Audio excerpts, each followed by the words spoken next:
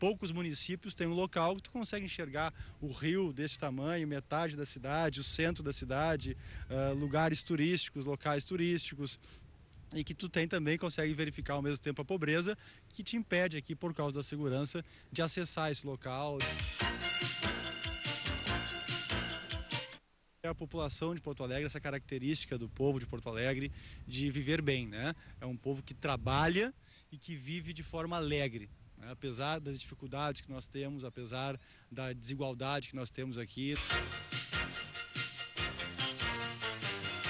A falta de atitude dos gestores públicos em solucionar os problemas e a desigualdade que nós temos aqui entre a população, que evidentemente um nível grande de pobreza aqui. Reunir todos os que vão participar direta ou indiretamente da administração, explicar que os recursos que vão pagar o nosso salário são recursos públicos municipais, que eles serão todos transparentes, todos saberão o quanto ganhamos online, pela internet, transparente, de forma objetiva. O candidato terá 5 minutos para responder perguntas sobre temas como saúde, educação, saneamento e trânsito. O tempo começa a contar a partir de agora. Boa noite, candidato. Boa noite, prazer estar aqui. Se eleito prefeito, qual o seu projeto prioritário que pretende deixar para a administração seguinte?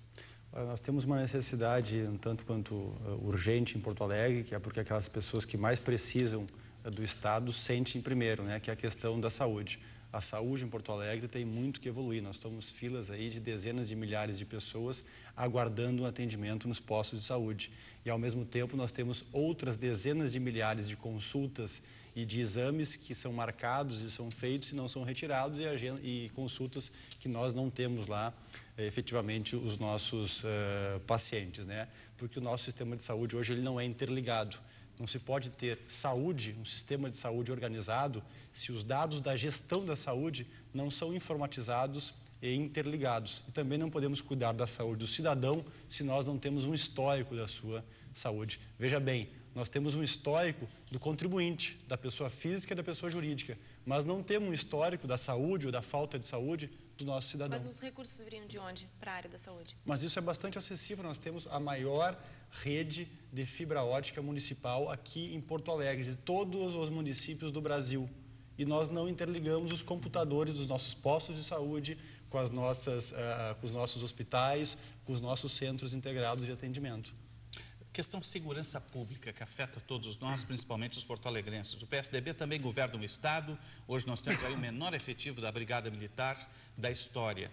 Como é que o governo do PSDB no município vai atacar a questão da segurança pública? É bom a gente lembrar que é o menor em decorrência de vários anos, né, de defasagem da Brigada, e nós já tivemos aí quase 1.500 brigadianos que neste 1 ano e meio de governo estadual já foram chamados para assumir as suas posições, né? Mas o que falta na prefeitura, entendo eu, na questão da segurança, é a atitude. É o prefeito entender que os problemas de quem vive no seu município são problemas seus. E no artigo 144 da Constituição, distribui sim algumas atividades na área da segurança, inclusive, mas diz, segurança é responsabilidade de todos. Então, o prefeito tem que assumir. Segurança em Porto Alegre também é minha responsabilidade. Porto Alegre tem 5 principais entradas e saídas e outras 5 secundárias.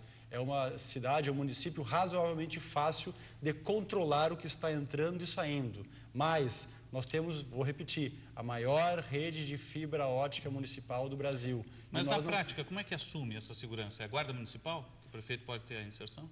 Sim, mas não com a força bruta de dar armas para a Guarda Municipal. Por que não dar antes um rádio e treinamento para ela se comunicar com a Polícia Civil, com a Brigada Militar, que já tem o treinamento para atender? Por que, em vez de investir em armas, não investir no veículo, que é efetivamente o único meio de transporte que possibilita termos a Brigada Militar à noite, que é onde ocorrem os maiores homicídios, ou seja, é à noite que ocorrem homicídios, é à noite que ocorrem furtos de veículos. Furtos de veículos é um instrumento para novos furtos, novos roubos, estupros, sequestros, roubos a banco. Então, se nós tivermos o controle das entradas e saídas de Porto Alegre e uma informação efetiva, o que exige baixos investimentos, o prefeito, sem dúvida, estará se responsabilizando pelos cidadãos que vivem nesta região geográfica que se chama Porto Alegre. O senhor pretende reduzir impostos? Há a possibilidade de reduzir impostos se nós otimizarmos. Eu quero elogiar o ajuste fiscal que foi feito neste último ano, nesse último governo, dizer que podemos, quem sabe, até avançar, né? Porque as contas estão ajustadas. Podemos buscar uma vantagem financeira para a prefeitura e utilizar, por exemplo, os azuizinhos e os pardais, que hoje estão lá só para arrecadar. Por que não utilizar isto como forma de segurança, como forma de educação, como forma de conhecimento e de informação do que acontece dentro do município? Já que o senhor tocou no assunto, qual é o projeto do PSDB para o trânsito da capital? Essa é uma situação mais difícil, porque eu não vou dizer que nós não temos nenhuma obra em Porto Alegre, eu vou dizer que nós não temos nenhum projeto em andamento, ou seja, nós não sabemos onde devemos construir uma ponte, um viaduto, um túnel.